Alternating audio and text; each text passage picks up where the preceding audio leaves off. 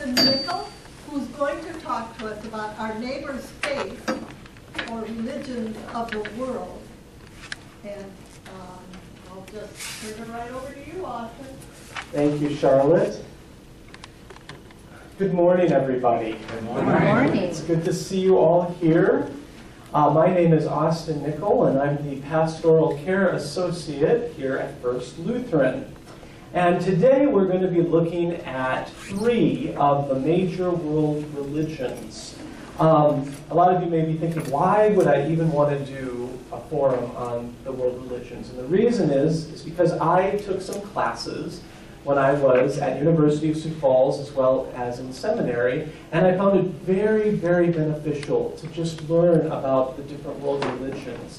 It really helped make my faith make more sense, and I think it's important for all of us as Christians to be aware of what's going on in the world with the other world religions. So today we're going to be looking at 3 of those, and next week we're going to be looking at Islam. So today we're looking at Hinduism, Buddhism, and Judaism. And I want to begin by showing you my little collage over here of different items from the different world religions. So here we have a tapestry of a deity in the Hindu faith, and this is Ganesha. As you can see, Ganesha has an elephant head, and a lot of things are going on in this picture. Everything is a symbol for something, and in this particular picture we have a lot to look at. We have the elephant, which is about a big head. That means to think big. Large ears indicates to listen more. Everything has a meaning. We have 2 tusks here. One is full and one is cut. This represents that one should retain good and throw away bad. So that's just a couple of the examples of what's going on here in this picture. This is Ganesha from the Hindu faith. Here we have Buddha from Buddhism. And this is Buddha in the full lotus position, also called the diamond posture. This is a figure that you can find in India, and this on its head are curls. It looks like a hat, but they're curls which represent the wisdom that was gained by Buddha, as well as his hat as well. And he is meditating here in the lotus position. We have the menorah from the Jewish faith, and it is lit during the 8-day celebration of Hanukkah. And then we also have a copy of the English translation of the Quran. And we're going to be talking about Islam next week, so we'll get more into this. But today we're going to be focusing on Hinduism, Buddhism, and Judaism. So I would also like to suggest a wonderful read to you if you are interested. I want to tell you we are going to be covering the very, very basics of these religions. Very, very basic. There is so much information to convey to all of you, but we're just going to be hitting just the basic ideas, just to kind of introduce you to what's going on in these religions. And I do not have answers to all of your questions because there's so much, so I would like to direct you to the tablet of paper and pencils and pens. And you can write out your questions for me if I cannot answer them today, because there is so much to cover, and I was only able to cover so much here. So if you do have a question I can answer, please write it out for me. But the book I would like to suggest to you is a book by Huston Smith called The World's Religions. This is a wonderful book if you want to learn more about the world religions, and it covers everything we're going to be talking about in the next 2 weeks, as well as Confucianism, Taoism, and the primal religions. So I read this book in my world religion class, and it's an amazing read.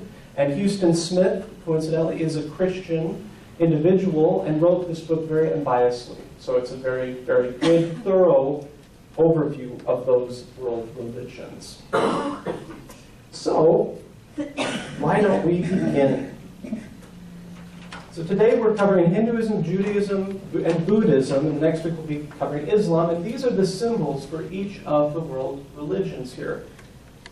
For Hinduism, we have the Om, O-M, or A-U-M, which is a mystic and sacred symbol in Hinduism. In Judaism, we have the Star of David. In Buddhism, we have a wheel, which represents the Eightfold Path, which is a path that they follow in Buddhism. And for Islam, we have the crescent moon and star.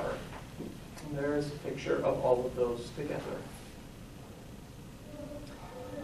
So, these world religions are the biggest of the world religions. So, in Christianity, there are approximately 2.2 billion, and I wanted to include that because it is the largest of the world religions. And then second, we have Islam, which has 1.8 billion people. Oh, well, that's interesting. I wonder what that was. It sounded like my phone was going off in my tie, so I don't know. But anyway, continuing on. So Islam has 1.8 billion people. Hinduism has 1 billion. Buddhism, 3,706,000,000. Judaism has 14 million. And here's a pie chart. This is a little bit old. It's a few years old. And anyway, it just gives you kind of an idea of where everything is. Christianity here, Islam, Hinduism, Buddhism, and Judaism. And then this is non-religious. And then we also have some of the other smaller religions included on this list. But the major ones, as you can see, stick out pretty well. And now, I'd like to show you a video. This is a video I found on YouTube. Great video of the demographics of how everything evolved through time with these world religions. So we're going to watch this, and we go back to 3000 BCE, where we started in India with the birth of Hinduism. And Hinduism grows throughout India and Asia. Next we have the birth of Abraham and the start of the Jewish faith, or Judaism, in Israel, in Canaan. So this is just a great overview of kind of how things evolved. And we have the birth of Buddha, 483, 480 BCE, and that spreads throughout Asia. The death of Jesus happens in 32 AD, and Christianity spreads throughout Europe.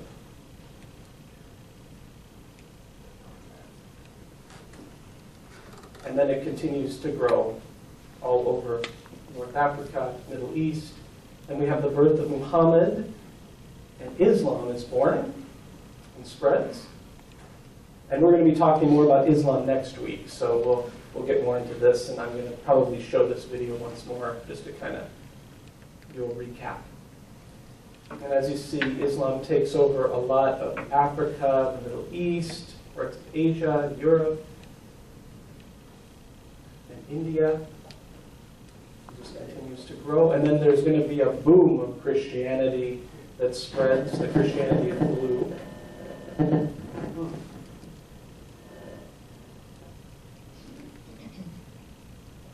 there we go. A massive explosion, Christianity. And then Israel is founded for Judaism right after World War II. And here's the overview of it all.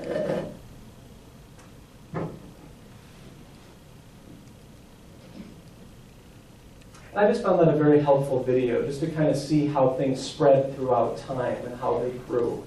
So I definitely wanted to share that with you today. Sorry for all the feedback here. We didn't have that last time, so this is new. But I apologize if that gets really bad. I'll take that off if I need to. So to begin, we're going to look at Hinduism. And this is one of the Hindu gods or deities, and this is Durga, who is the divine and fierce mother, divine mother. And as you can see, Durga has many arms, and the arms in Hinduism represent power and for each deity. The more arms there are, the more power a deity has. And so this is Durga. Now, Hinduism originates from India and is one of the oldest religions in humanity, dating back to 2500 BCE or earlier. And as I was doing my research, it varied when it all started. So there were different dates, but 2500 BCE was what I found to be the most accurate. Hinduism has no founder, no single book of faith, no creed, and no single source of authority. The only only official Hindu state in the world is Nepal. There are many traditions of Hinduism throughout the world, and they vary from place to place, kind of like denominations of sorts. They have different groups that believe different things. And it is the third largest religion in the world. And here in the picture we have Brahma, which is the creator deity. So I'm just going to give you a little brief overview of Hinduism. Hinduism means the religions of India. It's not a single religion, but rather a variety of related beliefs and spiritual practices. It dates back to the time of Krishna, and there's a picture of Krishna, who was a man who lived in India and had such virtue he became known as an avatar. An avatar is a deliberate descendant of a deity to earth or a descendant to a discrete being. In this case, he was an avatar of Vishnu, who is the preserver god in the Hindu faith. Krishna taught that all life follows karma. Now, you've heard of karma. Karma essentially is if you do good, good things will happen to you. If you do bad, bad things will happen to you. And it is essentially the law of cause and effect. A person's job in Hinduism is called dharma, or duty in life, meaning perhaps your job, what you do in your life. And one has to do the best they can with their dharma in that life. And a lot of this has to do with the place in society one was born in. And one must fulfill their dharma in life without worrying. When a person dies, they are reincarnated into a new body. If one performed their dharma well in their past life, one receives good karma and moves upward in the social scale. Our rebirth into the next life is determined by what one does in this life. The wheel of rebirth is called samsara. Now, it is possible for a very holy person to lead a life with enough good karma to escape the wheel of rebirth. The escape of the wheel of rebirth is called moksha. And moksha means liberation or release. And it represents freedom and self-knowledge. When it comes to their beliefs in souls, they believe that they are immortal and imperishable. So a person's soul is immortal. And Hindus believe in many heavens and hells. In Hinduism, they teach that everything is connected and that everything is one. The whole universe is one transcendent reality called Brahman. According to them, there is simply one Brahman, but many gods within it. Depending on different traditions, their role and forms vary. But there are specific deities or gods within the faith. And I'd like to share with you now a list of some of the primary deities in the Hindu faith. So we have Brahma, which you saw a moment ago, and he is the creator. He reflects God, the God's divine work of creating the universe. Vishnu is the preserver, who reflects the God's work, who sometimes takes on human form. Shiva, which is pictured right there, is the transformer, or lord of the dance, and reflects the God's work as well. Durga is the fiercely protective divine mother, and Ganesha is the wise patron of success, wealth, and wisdom, which is also pictured over there in that tapestry. And here's another picture of Ganesha and Durga. So in these pictures here, we have a group that meets here in Sioux Falls. It's the Hindu temple group. And in this picture, you can see Mayor Hugh Third over there. And they meet here in Sioux Falls in different locations. As far as I could tell, there was not a specific place of worship. They just meet at different places and schedule meetings where they meet in different places.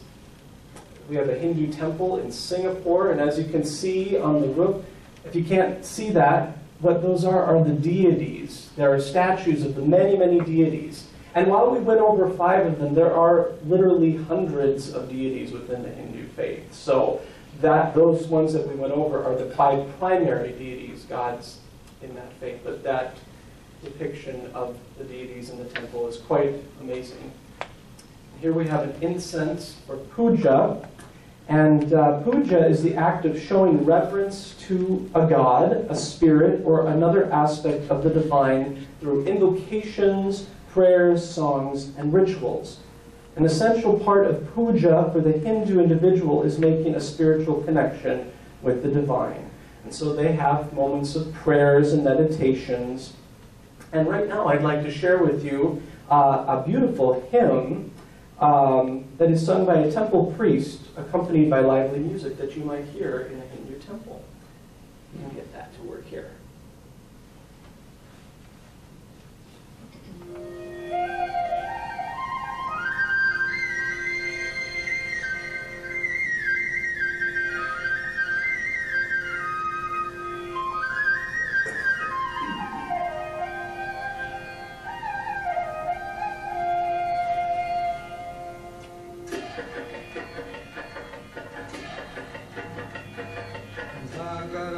मोदकं सदा विमुक्ति साधकं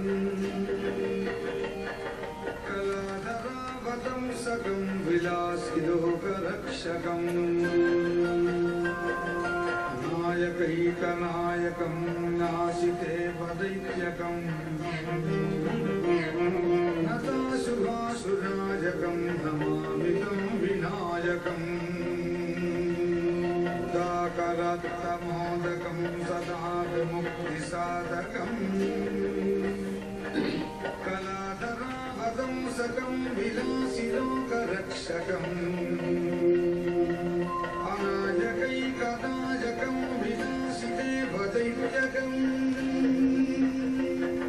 नतासुरासुराजकं नमामि तं विनायकम्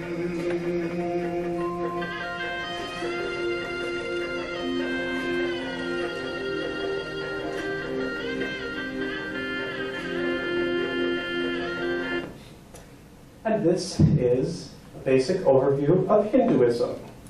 Now, it's a lot of information. We did not cover everything, obviously, in Hinduism, but this is just a very brief overview. Are there any questions at this point? Or how are we? Yes? What's the status of women in the society? That is a great... Someone asked that question in the last session, too. I am not 100% sure how women are viewed in Hinduism. I believe that they are well regarded in Hinduism, but if you would like to write that question, or maybe Charlotte knows. I just spent a week in India, and our tour guide was a Hindu woman, and she talked about the status of women, and you probably asked that question because you know that women are sometimes in danger if they go out at night alone.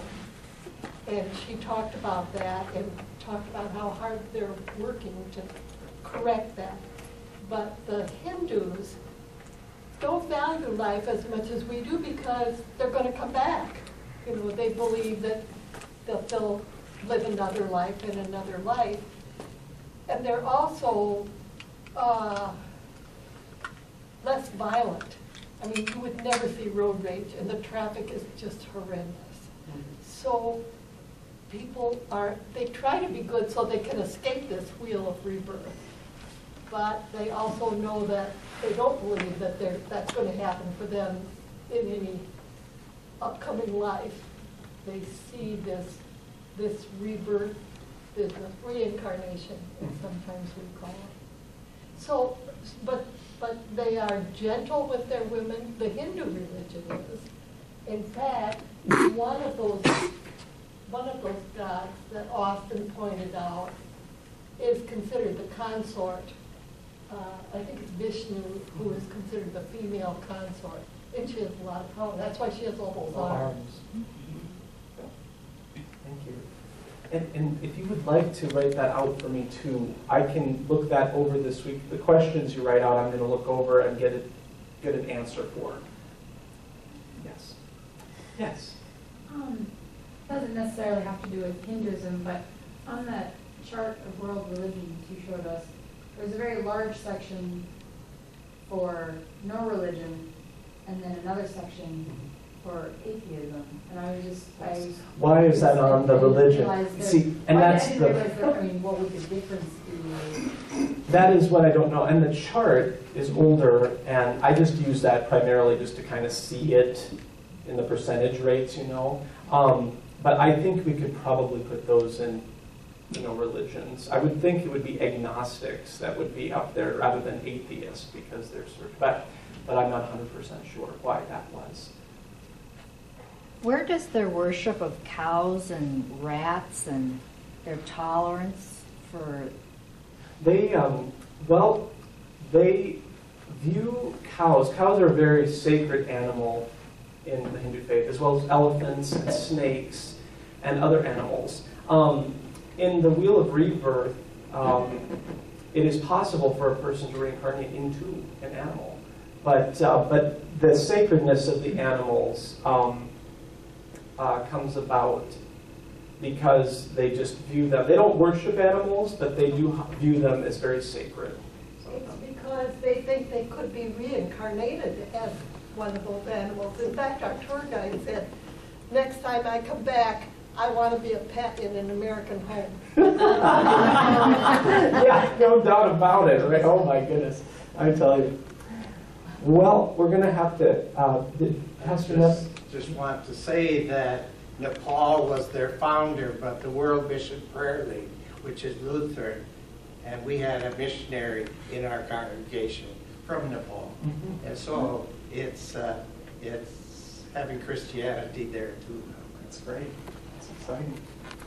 Well, we're going to keep moving on because we'll have a lot to cover, and we're already 20-some minutes in, so we are going to move on to Judaism. So here I have a couple of the elements from Judaism. So here we have the dreidel, which is a game played during the holiday of Hanukkah, played with chocolate, gelt, pennies, or raisins.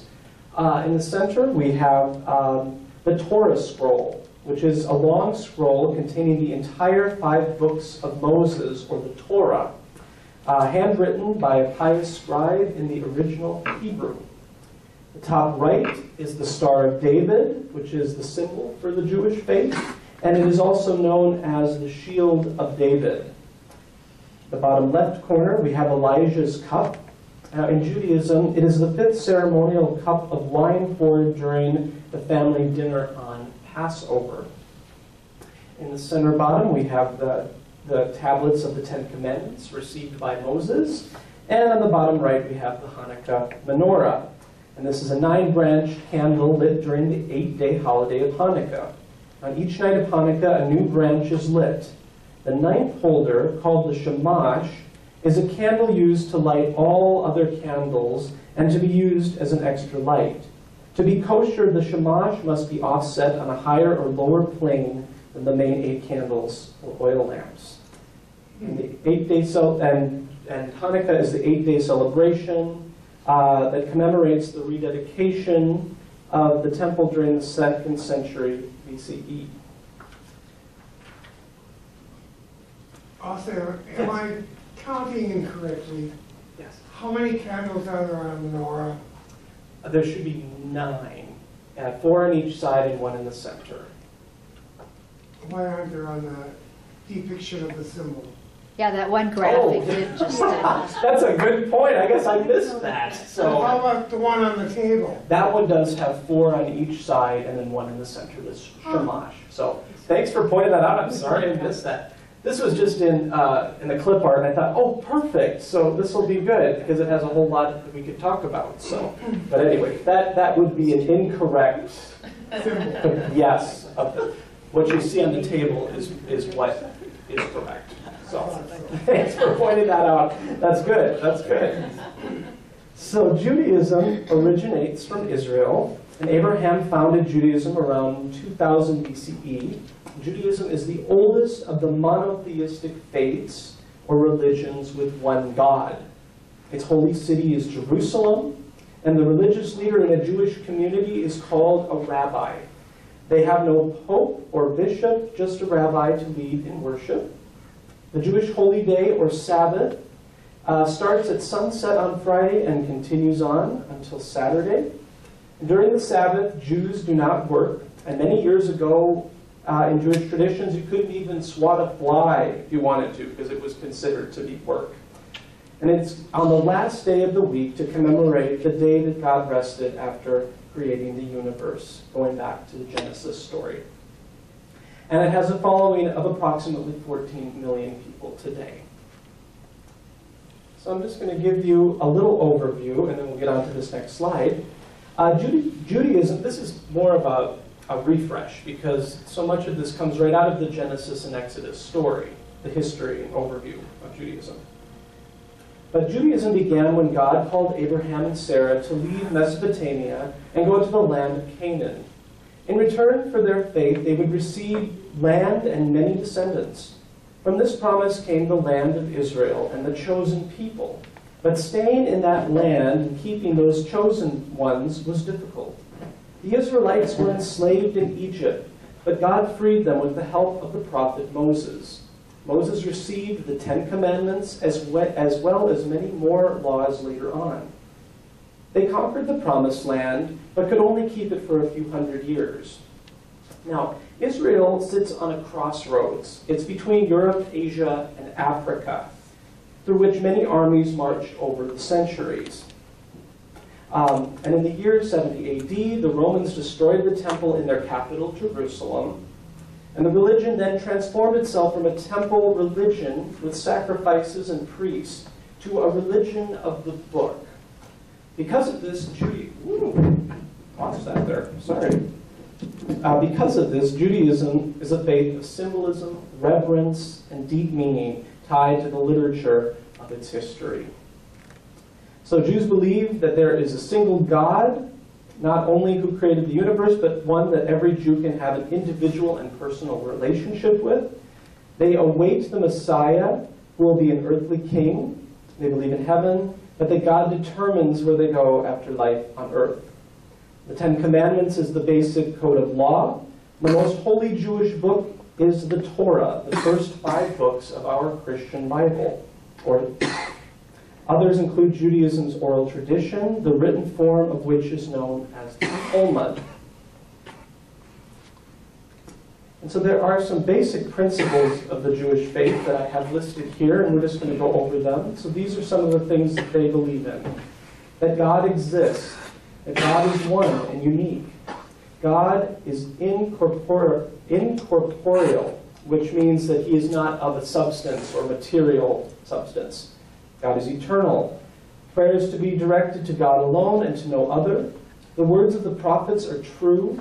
Moses' prophecies are true, and Moses was the greatest of the prophets. The written Torah, the first 5 books of the Bible, and oral Torah, teachings now contained in the Talmud and other writings, were given to Moses.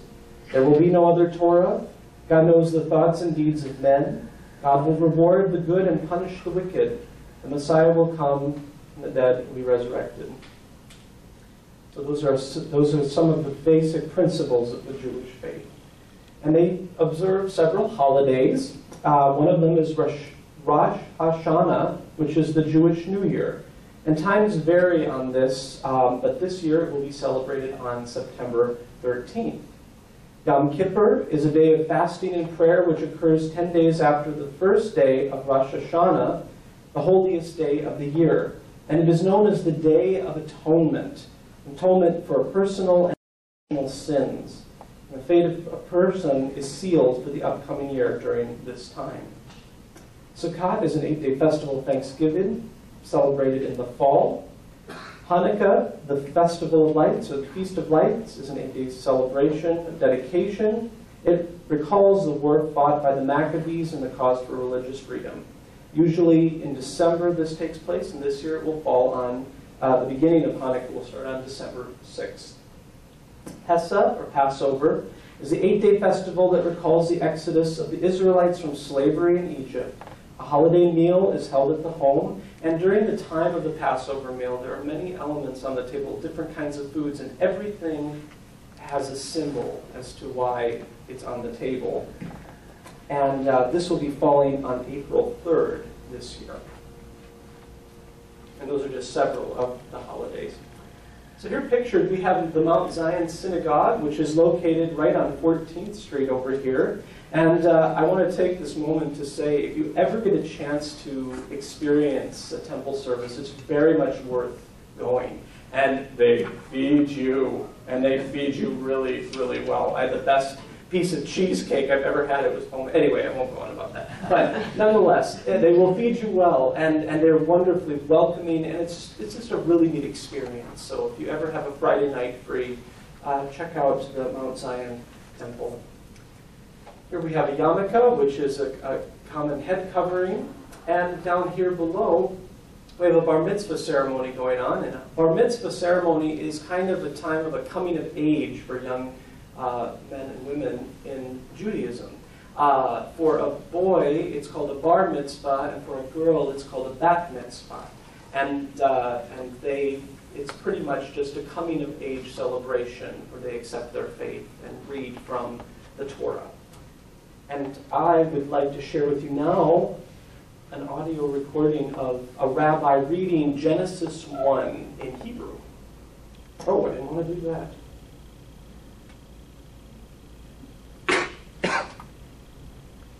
So this is in Hebrew. חמישה חומשי תורה, ספר בראשית, פרשת בראשית.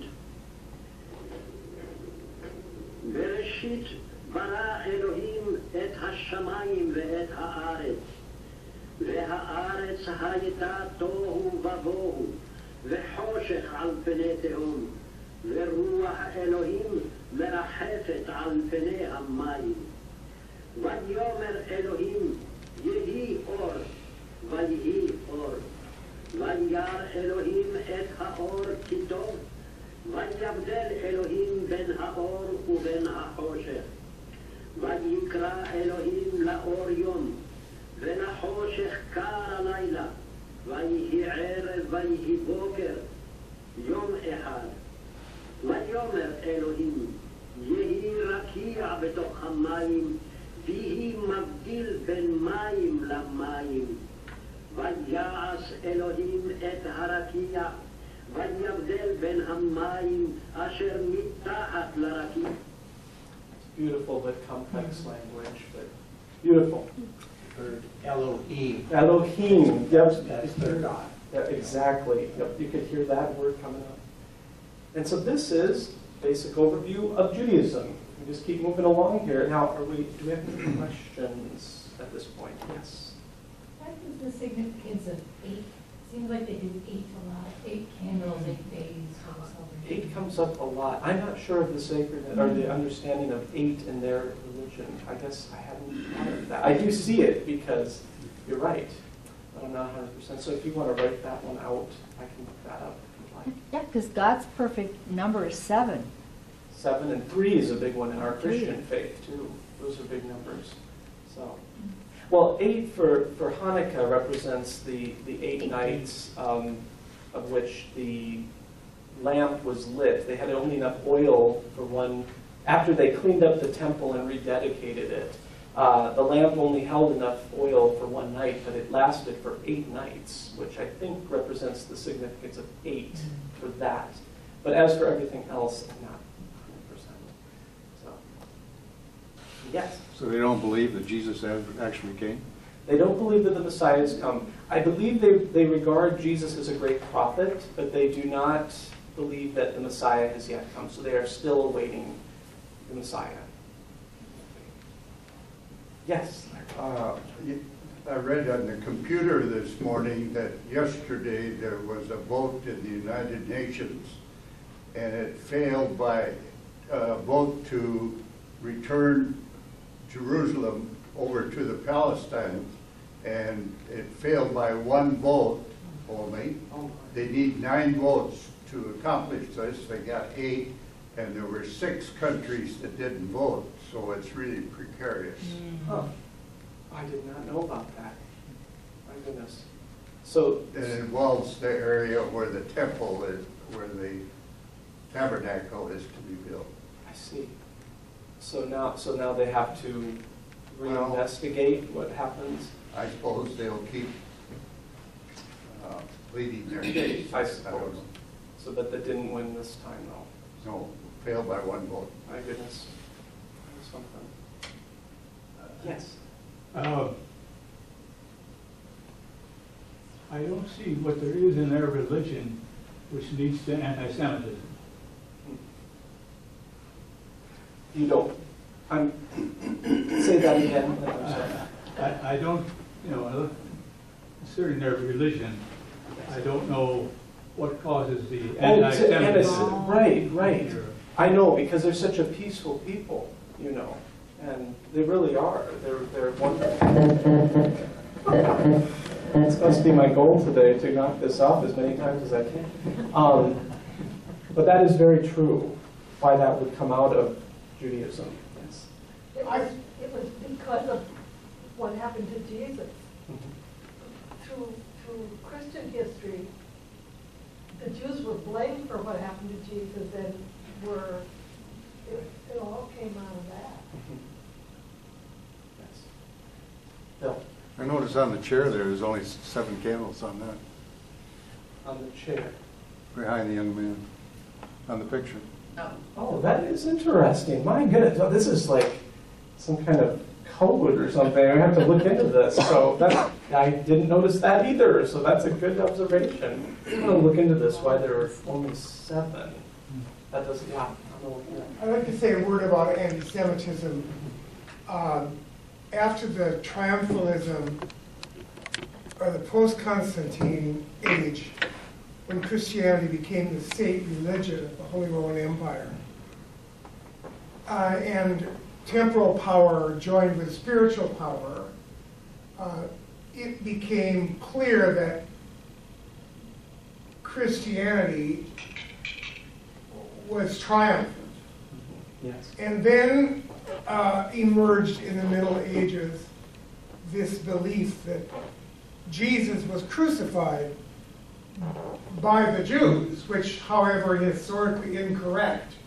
That is, they were blamed. And even our own Lutheran tradition allowed for children, Lutheran kids, on Good Friday to wander the streets of villages and go to the shtetl or to the ghetto where the Jews lived and throw rocks at the Jewish kids. Our own Martin Luther wrote that all rabbis should be taken from their posts and made to do common labor, and that their synagogues should be burned. So we have a very sleazy tradition to contribute to that anti-Semitism, which reared its most ugly head in the time of the Third Reich under Adolf Hitler. In 1994, the Lutheran World Federation published an apology to the Jews of the world. You can still go to the LWF website and to the archives and or type in Lutheran apology to the Jews of the world. And it really is an encyclical in which our faith says mea culpa, mea maxima culpa. So it was the beginning of reconciliation. But as we know, it certainly has only one baby step. Sorry. No, thank you for sharing. I appreciate it. Thank you, Richard. Julie. I was going to say, there is a group called Jews for Jesus who are of the Jewish background but believe in Jesus. Jews for Jesus, the Jewish Jesus. I've watched the show on Christian television before where, Do you know much about them? Not so much their ministry, just what he tells me. I know what he has told me, what the rabbi has said, but where he's trying. They're a very fundamentalistic Christian group, messianic Christian group. There you go. I dealt with them a lot when I was a pastor in New York. There were tons of them walking the streets and passing out literature there. Why do they still refer to themselves as Jews? If they're for Jesus, then you're a Christian now. Why are you a Jew for Jesus? Culturally, they consider themselves still Jews. It's that they're Jews who believe the Messiah has come, and it was Jesus. It's Yeshua. Yeah. Okay. Then there's another group too. of Lutherans, pretty big in Long Island and in Queens. I remember walking down Queens Boulevard, and there was this beautiful Lutheran church called Our Savior's. And the signboard was written in Hebrew and in English. And there was a Mogen David, there was the Star of David sign there, and I go, what in the world kind of a Lutheran church? Well, it's a Messianic Lutheran church, not related specifically to the Jews for Jesus, but definitely was Gentiles and Jews who affirmed Yeshua or Jesus as the Messiah. I never went to a service there, but I found it fascinating. Yes, it is. That is Thank fascinating. I'm going to have to look into this show to see. That's why I do not know about Jews for Jesus. So I'll look into that. So we're going to keep moving on because we have about 20 minutes left. So we're going to hit Buddhism. And here is a figure of Buddha. Now, it is a religion that came out of the Hindu faith. And it was founded in India around 500 BCE by Prince Siddhartha. Spiritual leaders are called monks or lamas, and worship takes place in a temple or meditation hall. And there are several sacred texts in the Buddhist faith that include the teachings of Buddha. However, Buddhism does not have a creed, no single authority, and no single sacred book. Buddhism focuses on each individual seeking to attain enlightenment. And they do believe in gods and goddesses, but actions are much more important than beliefs. And so now I'm just going to do a little overview here of Buddhism.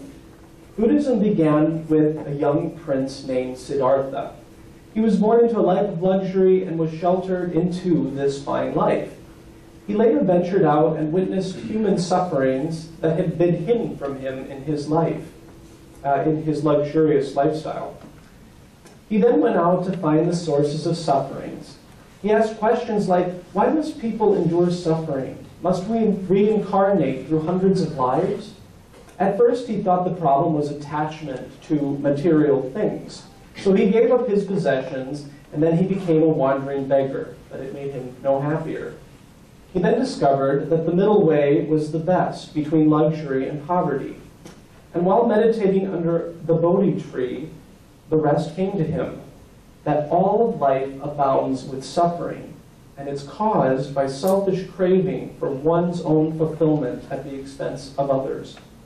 Following an 8-step plan can teach us to reduce that craving and thus reduce the suffering. On that day, Siddhartha became the Buddha, the enlightened one. Not the only one, but the first one.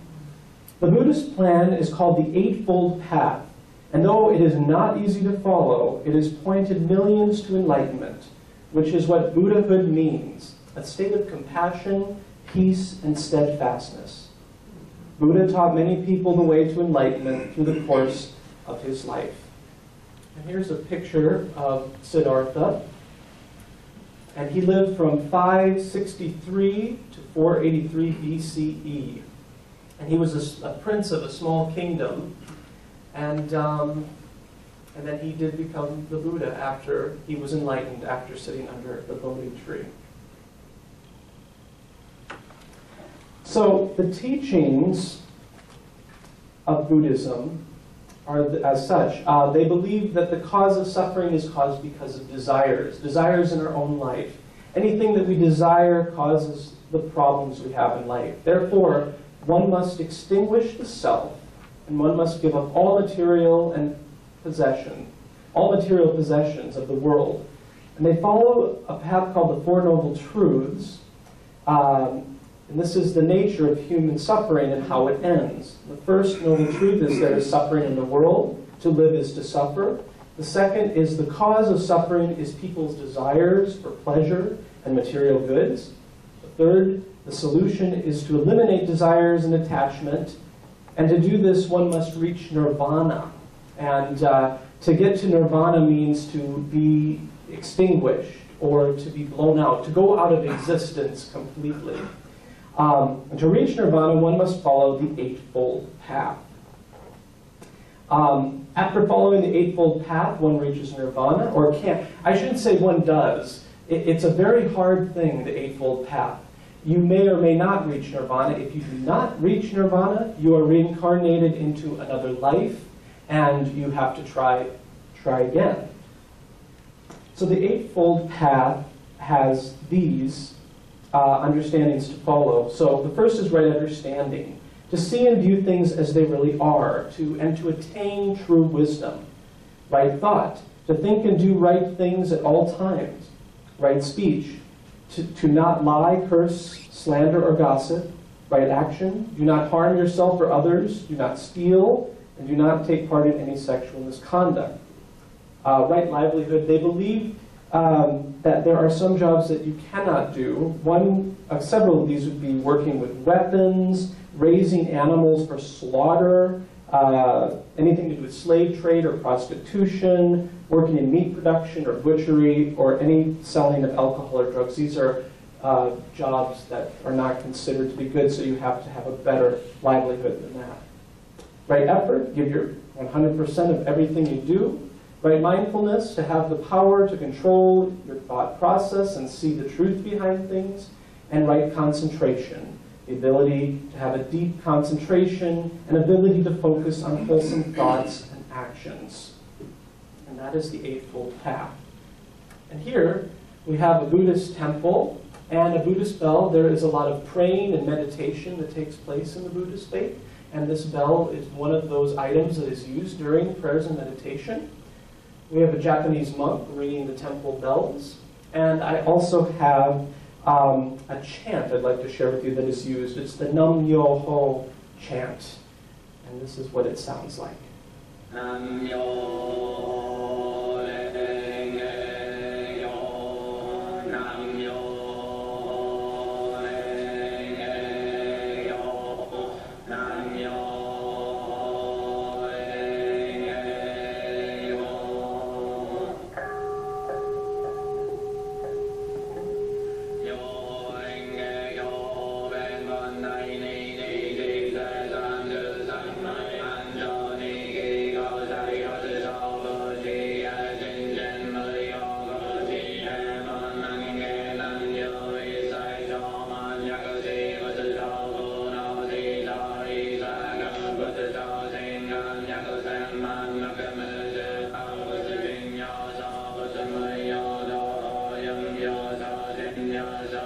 Obviously that can go on for quite a long time. And that's what it might sound like in the Buddhist temple with many voices. So, and this is a basic overview of Buddhism. Buddhism. Are there any questions? Yes. So, I'm a little confused. Yes. He gave up all his stuff and wasn't happy and thought being somewhere in the middle was good. Right. But you're supposed to give up all your stuff. Right. Right. I know, because when he lived his life of luxury, he obviously saw that wasn't the answer, and then to see suffering was not the answer as well. I'm not exactly sure why that is. I didn't quite understand the question. Maybe I need an audiologist. Well, because he was rich, he wasn't happy there, so he thought he should give up all his stuff and all his material things. He wasn't happy there, so he determined somewhere in the middle, a golden mean, if you will, was best. But then one of the things of Buddhism is you should, get past all the worldly things. You should give up all your worldly stuff. And so I'm kind of like, what? Can I just speak briefly? Please. This young man, like so many young people, tired of the wealth and opulence and surroundings of his father's palace, climbed over the walls. I'm going to escape this. Like Nicholas and Goldman in Hermann Hesse's novel, who was a real follower of Gautama Siddhartha. And this young Gautama wandered, and this mythology or the legend of Buddhism goes that he came upon something he'd never seen before. And it was a human being who was suffering some terminal illness, lying on the roadside. So suddenly he felt this immediate compassion, but then he identified passions as the negative reaction formation to what we see. Because the next thing he came upon was someone who was dead. So you've got, oh yeah, I forgot one, was an old person. So first he came upon me, and then he came upon somebody with a terminal illness, and then he came upon somebody who was a corpse. And out of these experiences, he realized that authentic life can only be realized when you transcend the emotions of pity, fear, and what he called the passions, and move into a space where you transcend all of these earthly emotions. And nirvana is not extinction in that sense. It isn't like killing somebody. It's like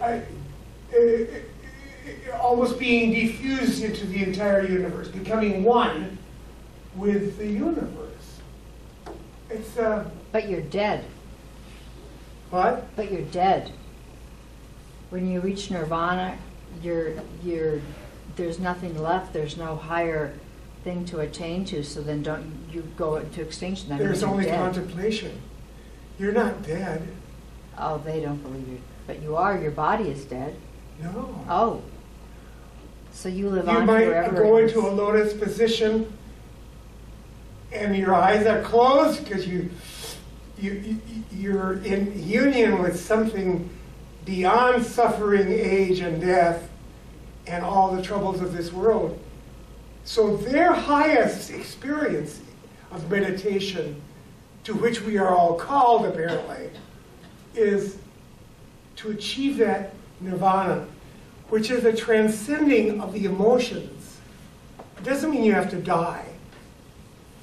It means you have to live. It's a crazy. It really is. There's so much. And I have to say, Richard has done a lot of extensive studies on comparative religions. So I'm really very grateful for you to be here today, Richard, to help us out. I mean, I'm not a Buddhist, No.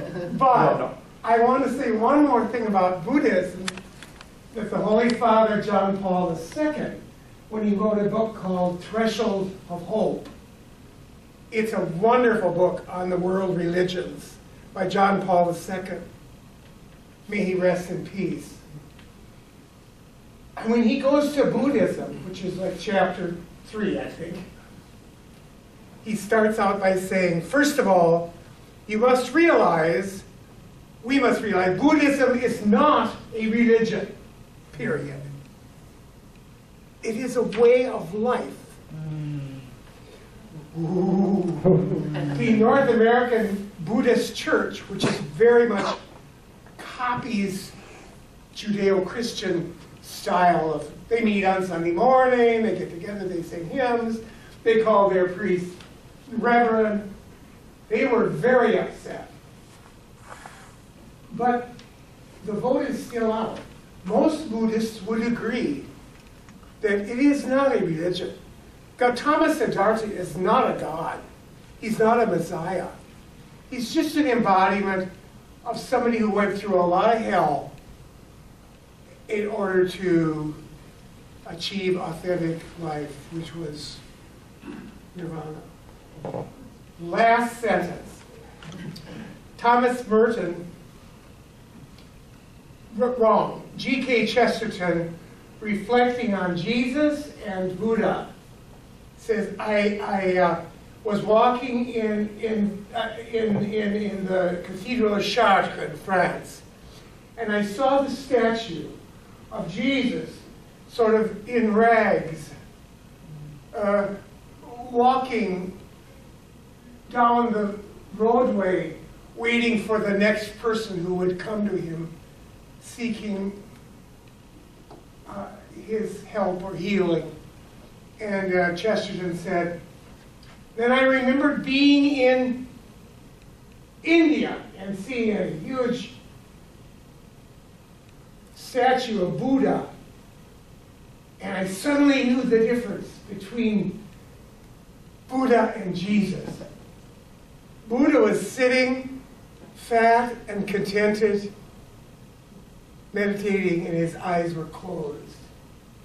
Jesus was gaunt and walking toward a needy person, and his eyes were open. And I thought that was such a poetic way of contrasting those two religions. It's really wonderful. Thank you for putting that in such a beautiful way. Thank you. It's very much appreciated. Well, I appreciate you. This was wonderful. Thank you. And that is the overview here of today. So I'm so grateful for you being here today. Next week we're going to look at Islam. So get ready, because I have a feeling it's going to be a very interesting day. It'll be good. It'll be a good day, but it's going to be a lot. We're going to talk about a lot. We're grateful for you to be here today. Thank you. So we're all grateful. Thank you. Thank you, everybody. Thank you for that. Have a wonderful rest of your Sunday. You too, Austin. Thank you. A good day. It's terrible. I know it's true. Well, thanks for being here today. Thank you for the questions. Oh, I know that's it's a lot. You're here. Oh, it's going to be. Oh, well, yes. It's going to be quite a day.